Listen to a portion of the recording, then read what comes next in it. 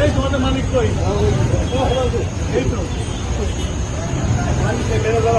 মালিক কই তোমাদের? তোমরা কি করছো?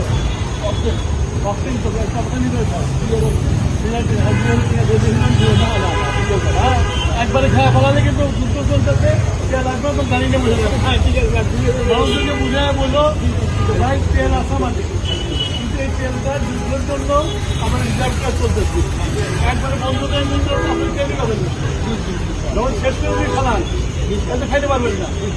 আপনার সংসারে যদি 1 মণ চাল থাকে আর তাহলে সপ্তাহে না থাকে আপনি কম করলে এটা সবাইকে বলেন, সবাইকে বলেন আর 2000 আমি দিবেন না। আর সপ্তাহে লাইন না করতে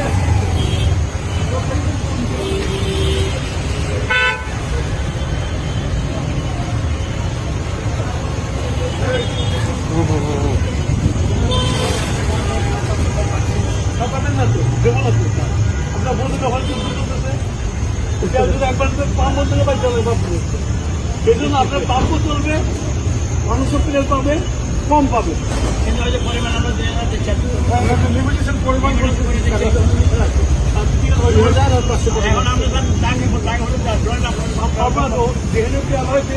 হয়ে গেছে সেই যুদ্ধ অবস্থাতে সবাইকে বোঝালেন।